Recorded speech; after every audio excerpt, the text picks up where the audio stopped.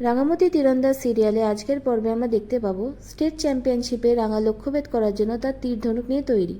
নিশার স্কোর ছিল ২৬, অর্থাৎ জিততে হলে রাঙাকে স্কোর করতে হবে ২৭। একলব্য রাঙাকে লড়াই করার ভরসা জোগাচ্ছে। রাঙা প্রথমে স্কোর করলো ৮, তারপরে ৯। জিততে হলে এইবার চাই ১০ পয়েন্ট। একলব্য একটু টেনশনে ছিল। ওদিকে নিশার তো রাঙার এত ভালো পারফরমেন্স দেখে অবস্থা খারাপ। আহেরিও কাঁদো কাঁদো মুখ করেছিল, ভাবছিল রাঙাকে দমাতে পারলাম না। একলব্য এরপর রাঙাকে তার বাবার কথা মনে করায়, যিনি মারা যাওয়ার আগে বলেছিলেন টিচার দিদিমণির স্বপ্ন পূরণ করতে।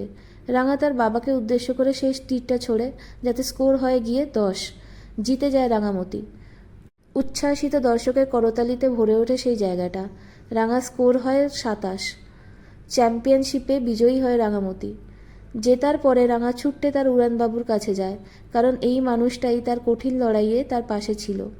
অন্যদিকে সব্য কল করে বৃন্দাকে রাঙার জেতার খবর জানায়, আর বৃন্দার মাথায় যেন আকাশ ভেঙে পড়ে। হিংসায় বৃন্দা সব্যকেই ২-৪টে খারাপ কথা শুনিয়ে দেয়।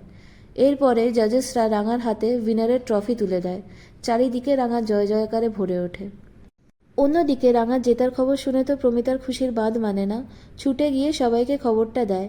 হঠাৎ বৃন্দার ময়না তার সামনে এসে পড়লে তাদেরকে সে বলে, কি দেখলে তো, রাঙা স্টেট চ্যাম্পিয়নশিপে বিজয়ী হলো। আমার তো বিশ্বাস রাঙা এরপরে ন্যাশনালও খেলবে আর অলিম্পিকে নিজের দেশকে রিপ্রেজেন্ট করবে। তখন কিন্তু তোমরা আর রাঙাকে কাজের লোক বলো না, নয়তো অপমানটা গিয়ে তোমাদেরই গায়ে লাগবে। বৃন্দা আর ময়না নাটক করে বলে, না না, আমরা তো খুব খুশি হয়েছি। এরপরে সাংবাদিকরা রাঙাকে প্রশ্ন করে, আপনার এই জয়টা আপনি কাকে উৎসর্গ করতে চান, আর আপনার ইন্সপিরেশন কে? রাঙা একলব্যর হাত ধরে ক্যামেরার সামনে নিয়ে আসে আর সাংবাদিকদের উদ্দেশ্য করে বলে, আগে তোরা বলতো, আমি যখন মিসেস কলকাতা হয়েছিলাম তখন আমার স্বামীর ব্যাপারে কত ভালো ভালো কথা বলেছিলাম, সেগুলো তোরা উড়িয়ে দিলি কেন? এইবারটা যেন এরকম না হয়।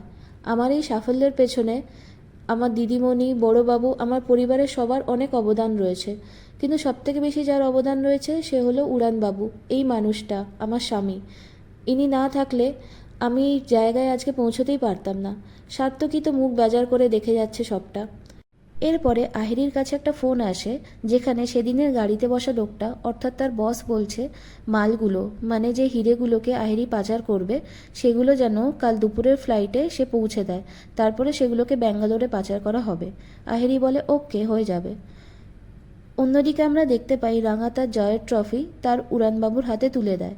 তারপরে রাঙারা সবাই বাড়িতে আসলে প্রমিতা আর কৃষ্ণা মিলে রাঙাকে বরণ করে আর আশীর্বাদ করে।